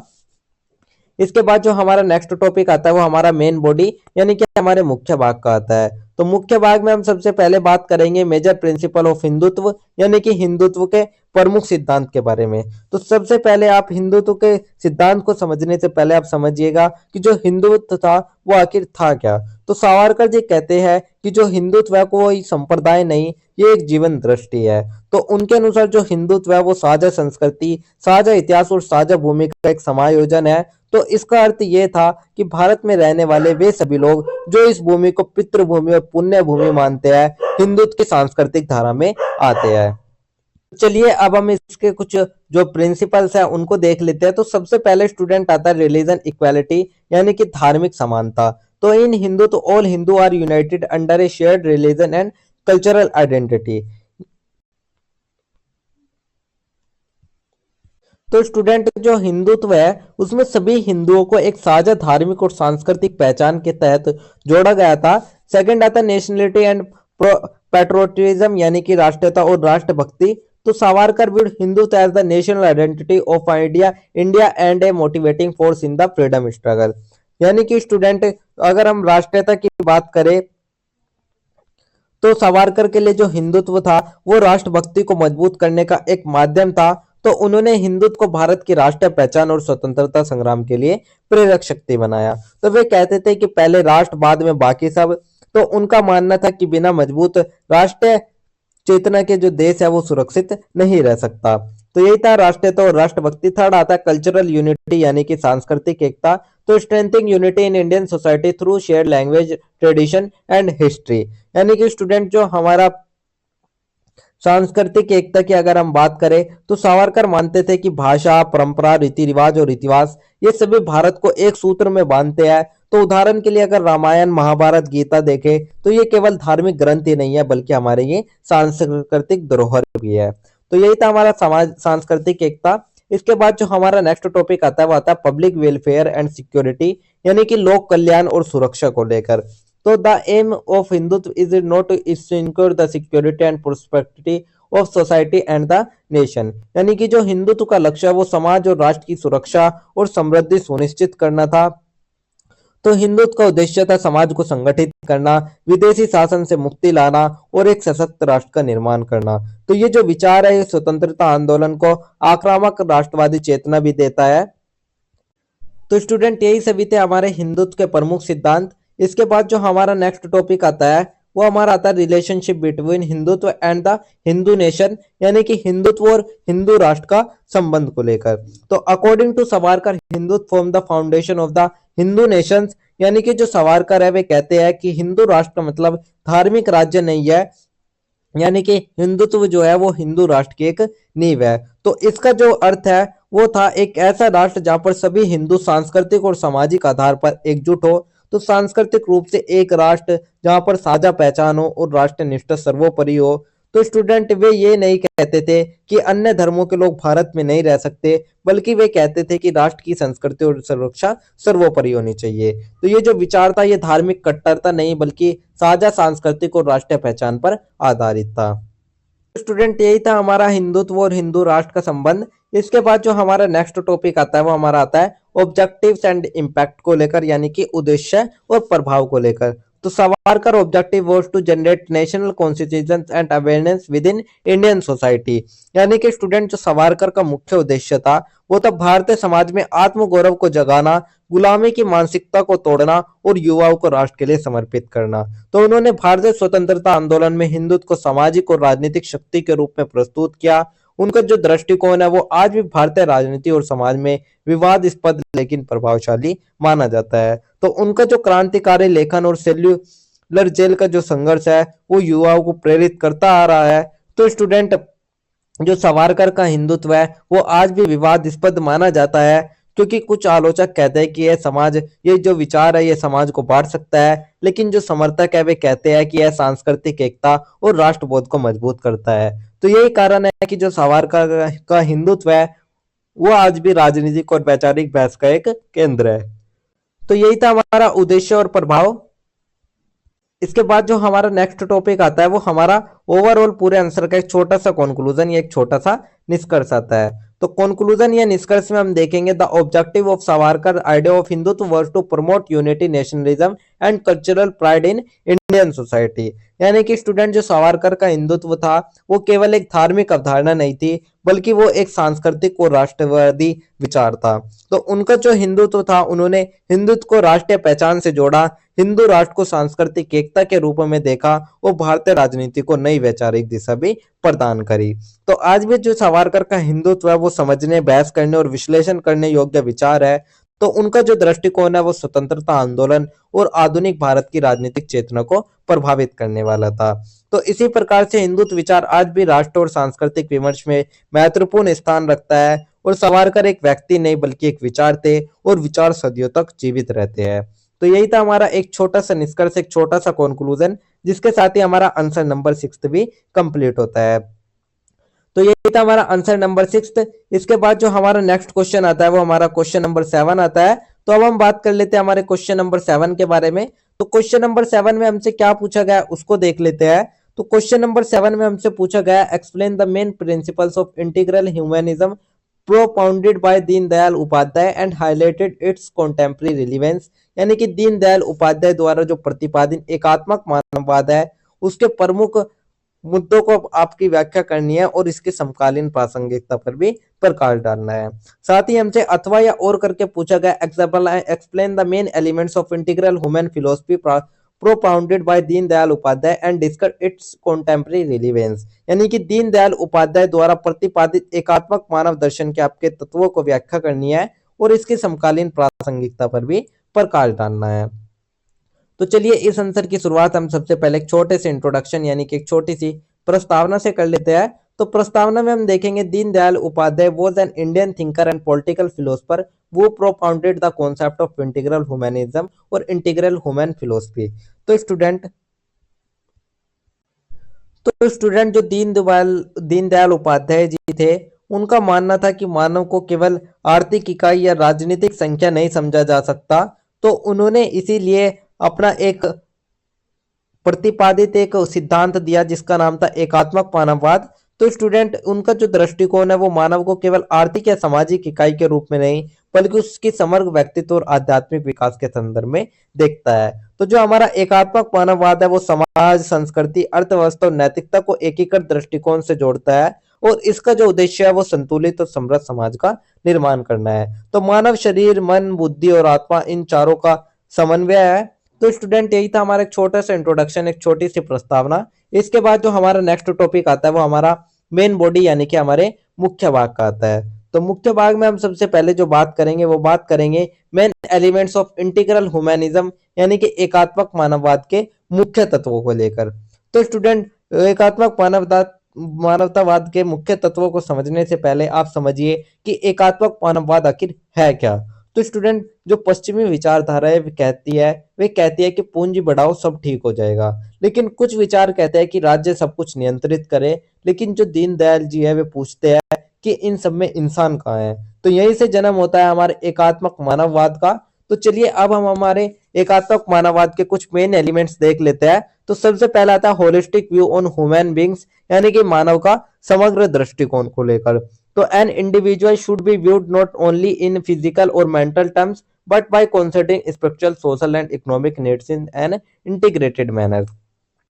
यानी कि स्टूडेंट जो दीनदयाल जी कहते हैं वे कहते हैं कि मानव केवल पेट से नहीं वह विचारों और आत्मा से भी है। तो वे केवल भौतिक या मानसिक दृष्टि से नहीं बल्कि उसकी आध्यात्मिक, सामाजिक और आर्थिक जरूरतों को भी समग्र रूप से देखते हैं। इसीलिए शिक्षा, स्वास्थ्य, रोजगार इन सभी के साथ साथ नैतिक और आध्यात्मिक विकास भी जरूरी है। तो स्टूडेंट सिर्फ नौकरी देना विकास नहीं है। अगर व्यक्ति तनाव और अकेलापन में जी रहा है तो वो जो नौकरी है वो बेकार है। सेकंड आता है integration of society and individual यानी कि समाज और मानव का एकीकरण। तो society and the individual are not separate, they are interconnected. यानी कि स्टूडेंट एकात्मक मानववाद जो है वो कहता है कि व्यक्ति समाज से अलग नहीं है, समाज व्यक्ति के बिना अधूरा है। तो उदाहरण के लिए अगर व्यक्ति अमीर है लेकिन उसका जो गांव है वो गरीब है तो वह जो समृद्धि है वो अधूरी मानी जाती है। तो व्यक्ति का विकास समाज के विकास से ही जुड़ा हुआ है। थर्ड हमारा आता है balance between economy and soul यानी कि अर्थ और आत्मा का संतुलन। तो economic development is essential but it must be balance with moral and spiritual value. यानी कि जो आर्थिक विकास है स्टूडेंट, दीनदयाल जी का स्पष्ट कहना था कि अर्थ जरूरी है लेकिन अर्थ ही सब कुछ नहीं है। तो वे कहते हैं आर्थिक विकास आवश्यक है लेकिन वह नैतिक और आध्यात्मिक मूल्यों के साथ संतुलित होना चाहिए। तो भौतिक विकास नैतिक मूल्य के साथ हो तो पर्यावरण को नष्ट करके किया गया विकास लंबे समय तक टिक नहीं सकता। तो यही था हमारा balance between economy and Saul. इसके बाद हमारा नेक्स्ट आता है सोशल जस्टिस एंड इंक्लूशन यानी कि सामाजिक न्याय और समावेशन को लेकर। तो every individual should receive equal opportunity, security and respect. यानी कि स्टूडेंट एकात्मक मानववाद किसी भी प्रकार के शोषण के खिलाफ है। तो वो हर व्यक्ति को समान अवसर, सुरक्षा और सम्मान देने की बात करता है। नेक्स्ट हमारा आता है सेल्फ रिलायंस एंड कोऑपरेशन यानी कि स्वावलंबन और सहयोग को लेकर। तो along with making individual self reliant, society should develop a spirit of cooperation and collective responsibility. यानी कि स्टूडेंट ये जो दर्शन है ये कहता है कि आत्मनिर्भर बनो लेकिन अकेले नहीं, अपने पूरे सामूहिक उत्तरदायित्व की भावना के साथ। तो गांव में स्वयं सहायता समूह और सहकारी संस्थाएं इसका ही एक उदाहरण है स्वावलंबन और सहयोग का। तो स्टूडेंट इसके बाद जो हमारा नेक्स्ट टॉपिक आता है वो हमारा आता है कॉन्टेम्प्रेरी रिलीवेंस यानी कि समकालीन प्रासंगिकता को लेकर। तो in the age of globalisation and materialism integral humanism provides direction for balanced development. यानी कि स्टूडेंट आज की अगर हमारी जो समस्या है अगर हम देखें, बढ़ती असमानता, बेरोजगारी, मानसिक तनाव, पर्यावरण संकट, तो इन जब सबका जो संविधान है वो हमें एकात्मक मानववाद में ही मिलता है। तो वैश्वीकरण और भौतिकवाद के युग में जो एकात्मक मानववाद है वही एक संतुलित विकास की दिशा दिखाता है। तो स्टूडेंट ये जो दर्शन है ये हमारा सामाजिक समानता, गरीबी और नैतिक पतन जैसे समस्याओं को समाधान सुझाता है। तो ये मानव केंद्रित विकास की बात करता है। तो स्टूडेंट नीति निर्माण सामाजिक कल्याण योजनाओं में जो हमारा एकात्मक मानववाद है, इसके जो तत्व है वे हमें देखने को मिल जाते हैं। तो यही था हमारा समकालीन प्रासंगिकता यानी कि कॉन्टेम्परेरी रिलेवेंस। इसके बाद जो हमारा नेक्स्ट टॉपिक आता है वो हमारा ओवरऑल पूरे आंसर का एक छोटा सा निष्कर्ष, एक छोटा सा कंक्लूजन आता है। तो कंक्लूजन में हम बात करेंगे Deendayal Upadhyay integral humanism is based on the balance and holistic development of the individual and society. यानी कि स्टूडेंट जो दीनदयाल उपाध्याय जी का एकात्मक मानववाद है वो सिर्फ एक राजनीतिक सिद्धांत नहीं बल्कि एक जीवन की दृष्टि भी है। तो ये हमें सिखाता है संतुलित विकास, नैतिकता के साथ प्रगति और मानव गरिमा का सम्मान। तो अगर हम स्टूडेंट आज के समय में देखें तो आज के भौतिकवादी युग में जो एकात्मक मानववाद है वो एक मार्गदर्शक प्रकाश है, क्योंकि इसके तत्व आज भी सामाजिक, आर्थिक और नैतिक संदर्भों में प्रासंगिक है। तो ये जो दर्शन है स्टूडेंट, ये मानव केंद्रित, न्यायपूर्ण और सहयोगात्मक समाज के निर्माण में महत्वपूर्ण भूमिका निभाते हैं। तो जहाँ विकास इंसान को केंद्र में रखे वही एक सच्चा विकास है। तो इसी प्रकार से जो एकात्मक मानववाद है वो समाज की चुनौती और समाधान इन सभी के ही लिए एक प्रेरक सिद्धांत सिद्ध होता है। तो यही था हमारा एक छोटा सा कंक्लूजन, एक छोटा सा निष्कर्ष, जिसके साथ ही हमारा आंसर नंबर 7 भी कंप्लीट होता है। तो यही था हमारा आंसर नंबर 7।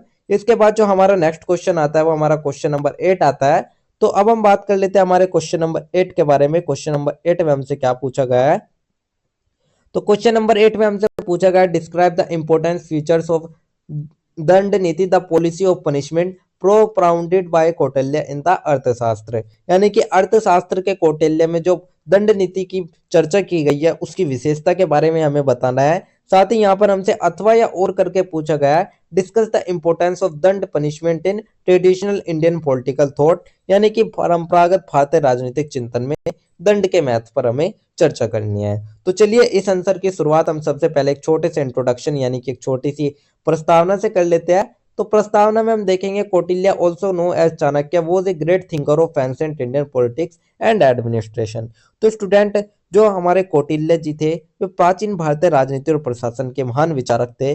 तो कौटिल्य का जो अर्थशास्त्र है उसमें जो प्रतिपादित दंड नीति है और उसकी जो विशेषता है और उसके जो भारतीय राजनीतिक चिंतन में दंड के महत्व है उसके बारे में हम बात करेंगे इस आंसर में। तो कौटिल्य केवल दंड देने की बात ही नहीं करते बल्कि वे न्याय, शासन और साथ ही राज्य की सुरक्षा को दंड नीति का भी मूल मानते हैं। तो उनके अनुसार दंड के बिना जो राज्य है वो अराजकता में बदल जाएगा। तो इसीलिए भारतीय राजनीतिक चिंतन में दंड का महत्व शासन की स्थिरता और प्रजा के कल्याण से जुड़ा हुआ है। तो यही था हमारा एक छोटा सा इंट्रोडक्शन, एक छोटी सी प्रस्तावना। इसके बाद जो हमारा नेक्स्ट टॉपिक आता है वो हमारा मेन बॉडी यानी कि मुख्य भाग का आता है। तो मुख्य भाग में स्टूडेंट हम सबसे पहले अगर बात करें मेजर फीचर्स ऑफ दंड नीति यानी कि दंड नीति की प्रमुख विशेषताओं के बारे में, तो सबसे पहले हम समझ लेते हैं आखिर दंड नीति है क्या। तो दंड नीति की विशेषताओं को समझने से पहले दंड नीति को समझ लेते हैं कि दंड नीति है क्या। तो स्टूडेंट आप कल्पना कीजिएगा एक ऐसा राज्य जहां कोई कानून न हो, चोर बेखौफ हो, शक्तिशाली कमजोरों को कुचले और राजा केवल नाम का हो। तो कौटिल्य कहते हैं कि ऐसे राज्य में मछली बड़ी मछली को खा जाएगी और इसी अराजकता को रोकने के लिए उन्होंने दंड नीति की कल्पना करी। तो चलिए अब हम हमारे जो दंड नीति है उसकी प्रमुख विशेषता देख लेते हैं। तो सबसे पहली जो विशेषता आती है वो आती है मेंटेनेंस ऑफ डिसिप्लिन यानी कि अनुशासन बनाए रखना। तो the primary objective of danda niti is to establish discipline in the state and among the people. यानी कि कौटिल्य के अनुसार जो दंड का पहला उद्देश्य है वो है अनुशासन। तो स्टूडेंट उदाहरण के लिए अगर अपराध पर दंड न मिले तो जो अपराध है वो बढ़ता चला जाएगा। तो इसीलिए जो दंड है वो एक भय और व्यवस्था को बनाए रखने का माध्यम है। सेकंड आता है इंश्योरिंग जस्टिस यानी कि न्याय सुनिश्चित करना। तो punishment is necessary to prevent crime and injustice. तो दंड केवल सजा नहीं है स्टूडेंट बल्कि वो एक न्याय का साधन भी है, यानी कि अन्याय को रोकने के लिए जो दंड है वो आवश्यक हो जाता है। तो कौटिल्य कहते हैं कि न्याय युक्त दंड जनता का विश्वास बढ़ाता है। तो राज्य का कर्तव्य है कि दंड निष्पक्ष हो, न ज्यादा हो न बहुत ही कम हो। थर्ड हमारा आता है सिक्योरिटी ऑफ द स्टेट यानी कि राज्य की सुरक्षा। तो दंड नीति help in protecting the state from internal and external threats. यानी कि स्टूडेंट जो दंड नीति है वो राज्य की आंतरिक और बाहरी सुरक्षा से जुड़ी हुई है। तो जैसे कि देशद्रोह, जासूसी, विद्रोह, इन पर कठोर दंड राज्य की स्थिरता के लिए आवश्यक हो जाता है। फोर्थ आता है fear and respect among the people यानी कि प्रजा का भय और सम्मान। तो appropriate punishment ensure obedience to laws and respect for authorities. यानी कि स्टूडेंट कौटिल्य जो थे वे मानते थे कि राजा ऐसा हो कि प्रजा उससे डरे भी और उसका सम्मान भी करे। तो उचित दंड से प्रजा में नियमों का पालन और शासक का सम्मान सुनिश्चित होता है। तो अगर दंड बहुत कठोर होगा तो प्रजा डरेगी और अगर बहुत ढीला होगा तो अराजकता फैलेगी। तो इसीलिए इनका जो संतुलन है वो सबसे जरूरी है।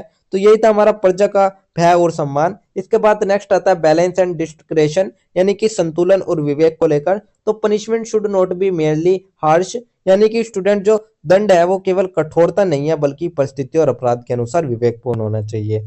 तो कौटिल्य अंधी कठोरता के पक्ष में नहीं थे। दंड तय करते समय देखना चाहिए अपराध की प्रकृति, अपराधी की स्थिति और उसकी परिस्थितियां, यानी कि जो दंड है वो विवेकपूर्ण और न्यायपूर्ण होना चाहिए। तो यही था हमारा संतुलन और विवेक। तो यही थे स्टूडेंट हमारे मेजर फीचर्स ऑफ दंड नीति। इसके बाद जो हमारा नेक्स्ट टॉपिक आता है वो हमारा आता है इंपोर्टेंस ऑफ दंड इन ट्रेडिशनल पॉलिटिकल थॉट, यानी कि परंपरागत राजनीतिक चिंतन में जो दंड है उसका आखिर महत्व क्या है। तो student danda was regarded as a symbol of power and stability of governance, यानी कि स्टूडेंट भारतीय परंपरा में जो राजा है उसको धर्म का रक्षक माना गया है और जो दंड है उसको धर्म की रक्षा का साधन, तो दंड को शासन की शक्ति और स्थायित्व का प्रतीक माना गया है। तो स्टूडेंट जो दंड है उसको शक्ति, उत्तरदायित्व और न्याय का प्रतीक माना गया है। तो राजा और प्रशासन का ये दोनों का कर्तव्य होता है कि दंड के माध्यम से सामाजिक व्यवस्था बनाई जाए और जो दंड का प्रयोग है वो न्याय संगत, नियंत्रित और प्रजा के हित में होना चाहिए। तो यही था हमारा परंपरागत राजनीतिक चिंतन में दंड का महत्व, इंपोर्टेंस ऑफ दंड of in tradition political thought.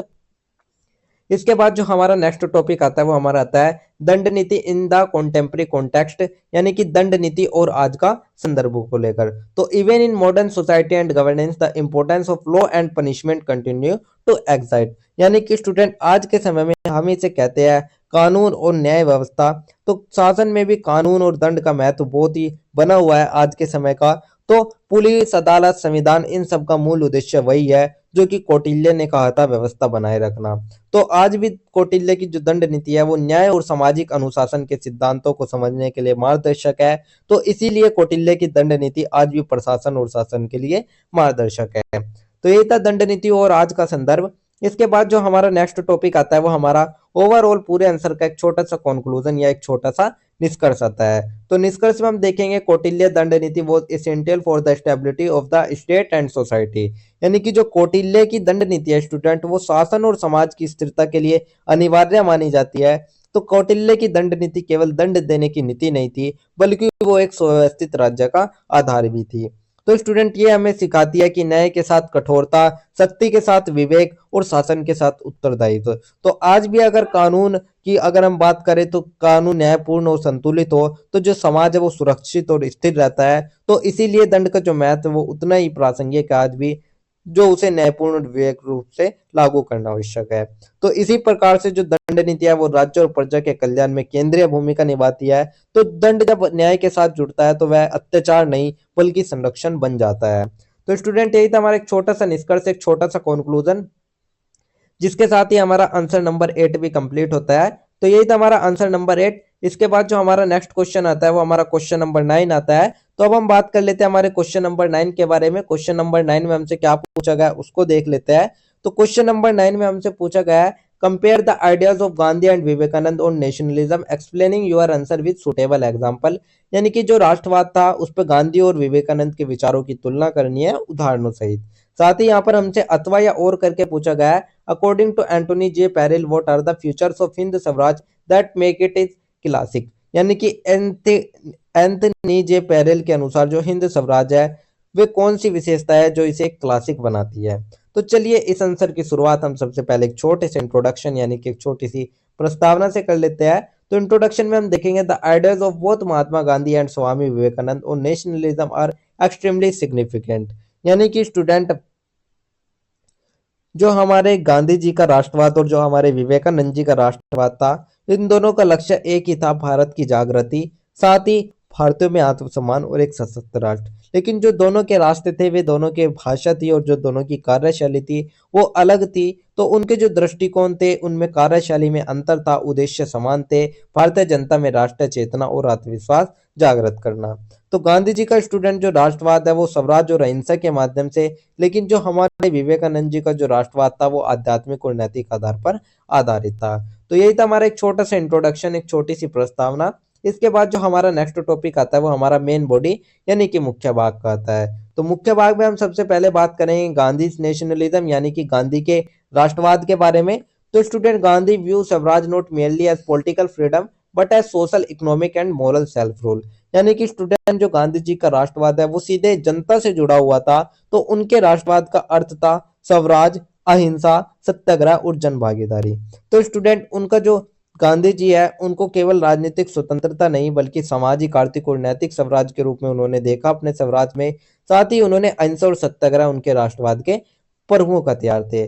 उदाहरण के लिए अगर आप देखें, हमारा असहयोग आंदोलन 1919 का और 1930 का भारत छोड़ो आंदोलन या 1930 की दांडी मार्च, तो इन आंदोलनों ने आम आदमी को राष्ट्रवाद का हिस्सा बना दिया। तो उनका जो राष्ट्रवाद था वो लोक कल्याण और जनता की भागीदारी पर केंद्रित था। तो गांधी जी कहते थे, स्टूडेंट, स्वराज मेरा जन्मसिद्ध अधिकार है, लेकिन वह सभी तक सार्थक होगा जब तक वो सबके लिए है। तो स्टूडेंट, यही था हमारा गांधी का राष्ट्रवाद। इसके बाद जो हमारा नेक्स्ट टॉपिक आता है वो आता है विवेकानंद नेशनलिज्म यानी कि विवेकानंद जी का राष्ट्रवाद को लेकर। तो Vivekananda nationalism was rooted in Indian spiritual and moral values, यानी कि उनका जो राष्ट्रवाद था वो आध्यात्मिकता और नैतिक मूल्यों पर आधारित था।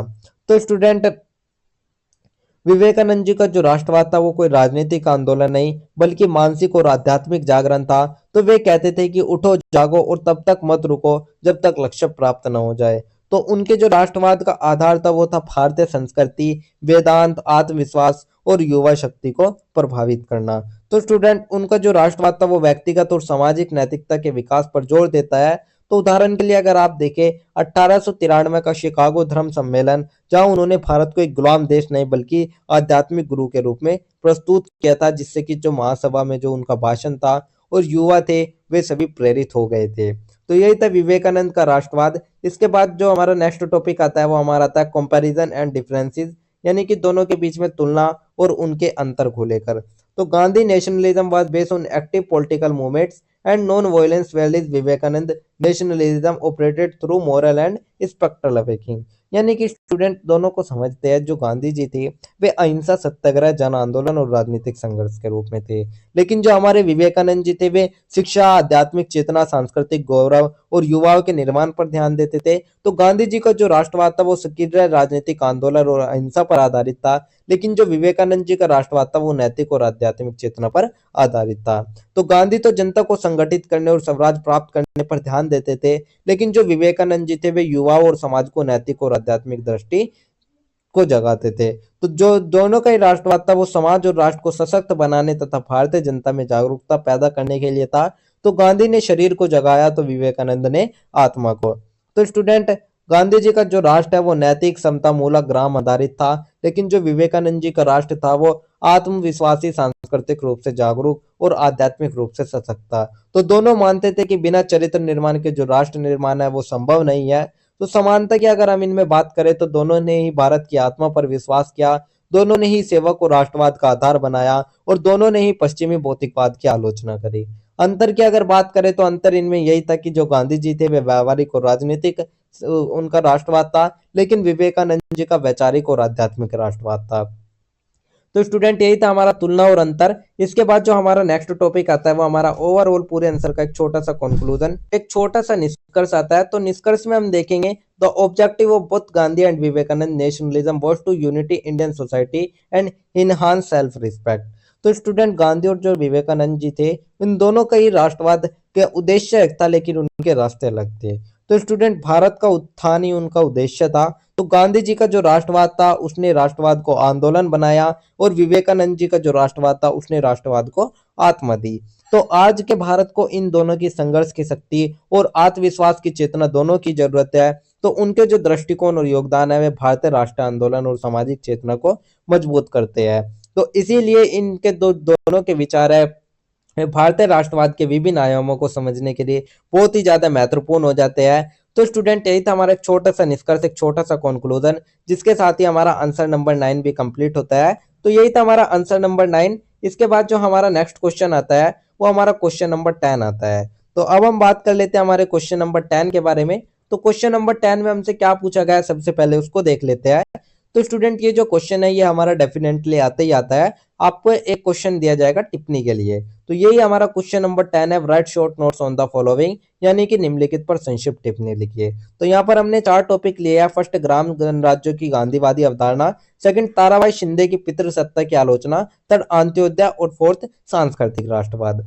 तो इन चारों पर हमें टिप्पणी लिखनी है। तो स्टूडेंट इसका आंसर लिखने से पहले मैं हमारे गिववे के क्वेश्चन पूछ लेता हूँ। जैसे कि मैंने आपको वीडियो के स्टार्टिंग में बताया था, तो कि हम वीडियो के बीच में कहीं भी आपसे 3 क्वेश्चंस पूछेंगे।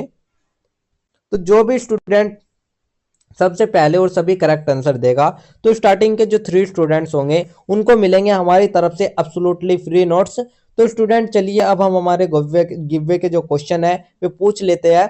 तो सबसे पहले जो हमारा गिववे का क्वेश्चन रहने वाला है वो स्टूडेंट हमारा रहने वाला है कि जो अर्थशास्त्र पुस्तक है उसके लेखक कौन है।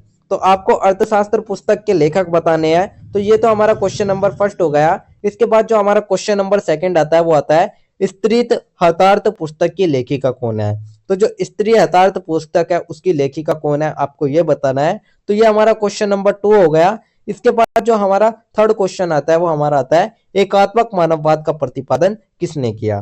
तो थर्ड क्वेश्चन हमारा आता है, एकात्मक मानववाद का प्रतिपादन किसने किया।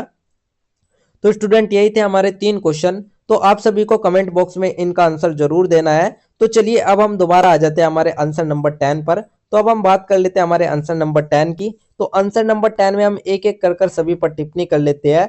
तो सबसे पहले जो हमारा रहने वाला है वो आता है, Gandhian concept of village republic, यानी कि ग्राम स्वराज्यों की गांधीवादी अवधारणा। तो Gandhi regarded small self governing villages as the basic foundation of Indian society and the nation. तो गांधी जी कहते हैं कि भारत की जो आत्मा है वो उसके गांव में बसती है। तो गांधी की कल्पना में भारत का जो आधार है वो स्वायत्त ग्राम गणराज्य का है। तो स्टूडेंट गांधी जी के अनुसार जो गांव है वे कहते हैं कि गांव को आत्मनिर्भर होना चाहिए, साथ ही उसको अपने फैसले खुद लेने चाहिए और नैतिक मूल्यों पर वो आधारित होना चाहिए। तो उनका मानना था कि ग्राम स्वराज के माध्यम से ही देश में सच्ची स्वतंत्रता और न्याय स्थापित हो सकेगा। तो स्टूडेंट अगर हर गांव में पंचायत, स्थानीय उत्पादन, आपसी सहयोग होगा, तो गांधी जी मानते थे कि अगर गांव मजबूत हो गए तो जो राष्ट्र है वो अपने आप ही मजबूत हो जाएगा। तो ये जो अवधारणा है ये आज भी हमारे पंचायती राज व्यवस्था में दिखाई देती है। तो आज भी ग्रामीण विकास और लोक शासन के संदर्भ में ये बहुत ही ज्यादा प्रासंगिक है। तो स्टूडेंट यही था हमारा ग्रामीण गणराज्यों की गांधीवादी अवधारणा। इसके बाद जो हमारा नेक्स्ट टॉपिक आता है वो हमारा आता है, ताराबाई शिंदे क्राइटिकल्स ऑफ पार्टिशन, यानी कि ताराबाई शिंदे की पितृसत्ता की आलोचना को लेकर। तो Tarabai Shinde citizen partition and social control over women in the 19th century particularly through her वर्ष स्त्री पुरुष तुलना, यानी कि स्टूडेंट जो हमारी ताराबाई शिंदे थी वे एक महान महिला विचारिक साहसी महिला विचारक थी। तो 19वीं सदी में जब महिलाएं बोल भी नहीं पाती थी, तब जो ताराबाई शिंदे जी थी उन्होंने पितृसत्ता समाज पर सीधा हमला किया।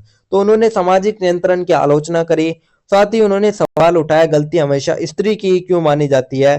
तो उनकी जो आलोचना का केंद्र था स्टूडेंट वो था पुरुष प्रधान समाज, महिलाओं पर नैतिक नियंत्रण और दोहरे सामाजिक मानदंड। तो उन्होंने महिलाओं के समान अधिकार, शिक्षा और स्वतंत्रता की आवश्यकता पर जोर दिया। तो उदाहरण के लिए अगर पुरुष गलती करे तो समाज चुप हो जाता था, अगर महिला करे तो समाज सजा देता था। तो उनका जो दृष्टिकोण है वो उस समय की सामाजिक सोच से बहुत आगे था और महिला सशक्तिकरण की नींव रखता था। तो ताराबाई शिंदे भारतीय नारीवाद की प्रारंभिक आवाज भी मानी जाती है। तो यही थे हमारा ताराबाई शिंदे की पितृसत्ता की आलोचना। इसके बाद जो हमारा नेक्स्ट आता है वो हमारा आता है अंत्योदय। तो अब हम बात कर लेते हैं अंत्योदय। तो Antyodaya is a concept associated with Mahatma Gandhi, meaning the upliftment of the weakest and protest section of society, यानी कि स्टूडेंट जो हमारा ये अंत्योदय है ये हमारे महात्मा गांधी जी द्वारा दिया गया था और इसका अर्थ था समाज के अंतिम व्यक्ति के उत्थान से लेकर। तो ये जो विचार था ये महात्मा गांधी से जुड़ा था। तो वे कहते थे कि कोई भी योजना बनाते समय सबसे गरीब आदमी का चेहरा याद रखो। तो अंत्योदय का जो लक्ष्य होता था स्टूडेंट वो गरीबी उन्मूलन, सामाजिक न्याय, समान अवसर और इन सभी के लिए ही जीवन स्तर सुधारना था। तो उदाहरण के लिए गरीबों के लिए रोजगार योजनाएं, ग्रामीण विकास कार्यक्रम, सामाजिक सुरक्षा, तो ये सभी हमारे अंत्योदय का उद्देश्य था। तो अंत्योदय आज भी सरकारी कल्याण योजनाओं की एक आत्मा है। तो ये धारणा आज भी ग्रामीण और सामाजिक कल्याण योजनाओं में मार्गदर्शक है। तो यही था हमारा अंत्योदय। इसके बाद जो हमारा नेक्स्ट आता है वो हमारा आता है कल्चरल नेशनलिज्म, यानी कि सांस्कृतिक राष्ट्रवाद को लेकर। तो cultural nationalism refer to the development of national consciousness based on national cultural religion and historical identity. यानी कि स्टूडेंट आप कह सकते हैं कि जो सांस्कृतिक राष्ट्रवाद है उसका अर्थ क्या है। तो उसका अर्थ है राष्ट्र की पहचान उसकी संस्कृति, उसकी भाषा, उसकी इतिहास, उसकी परंपराओं से बनता है। यानी कि जो हमारी राष्ट्र की पहचान है वो इन सभी चीजों से बनता है। और इस विचार को जो हमारे विवेकानंद जी और सावरकर जैसे जो विचारक है उन्होंने आगे बढ़ाया और इसे भारत में राष्ट्रीय एकता और गौरव बनाने का माध्यम बनाया। तो ये जो राष्ट्रवाद है स्टूडेंट, ये आत्म गौरव जगाता है, सांस्कृतिक एकता को मजबूत करता है, और साथ ही ये जो हालांकि आज भी बहस और विमर्श जारी है, तो बल्कि समाज और सांस्कृतिक जागरूकता पर भी ये केंद्रित है। तो स्टूडेंट, भारत को केवल एक राजनीतिक राज्य नहीं बल्कि एक प्राचीन सभ्यता भी माना गया है। तो यही था हमारा सांस्कृतिक राष्ट्रवाद। तो स्टूडेंट, यही था हमारा कल्चरल नेशनलिज्म। तो इसी के साथ ही जो हमारा आंसर नंबर 10 है ये भी कंप्लीट होता है। तो स्टूडेंट, यही था हमारा आंसर नंबर 10। तो स्टूडेंट, ये थे हमारे ideas in Indian political thought subject के top 10 most important question with answer, जो कि मैंने आपको बता दिए हैं। तो स्टूडेंट, ये जो आपके क्वेश्चन एंड आंसर है ये आपके डायरेक्टली एग्जाम में आने वाले हैं। तो मुझे उम्मीद है कि आपने इन्हें ध्यान से समझा होगा और अपनी एग्जाम प्रिपरेशन स्ट्रॉन्ग कर ली होगी। तो स्टूडेंट, याद रखो हमारे लेक्चर फ्री है आपके लिए, एकदम फ्री। लेकिन अगर आप चाहते हो इनके वेल ऑर्गेनाइज्ड नोट्स जो कि एग्जाम के लिए एकदम परफेक्ट है, तो बस गिवन नंबर पर मैसेज करो और अपने नोट्स सिक्योर करो। और हाँ, हर वीडियो में होता है एक स्पेशल गिव वे, तो वीडियो के बीच में पूछे गए क्वेश्चंस के लिए रेडी रहो और 3 लकी विनर्स बन सकते हो आप फ्री नोट्स के। तो अगर आपको वीडियो पसंद आई हो तो लाइक, शेयर और सब्सक्राइब करना ना भूले, एंड हमारा व्हाट्सएप चैनल और टेलीग्राम चैनल को फॉलो कर लीजिएगा ताकि आपको मिलते रहे एग्जाम फोकस अपडेट्स और ड्यू सोल के सारे important lecture and giveaway के winners. Till then, stay focus, study smart और crush your exam. All the best, see you in the next video.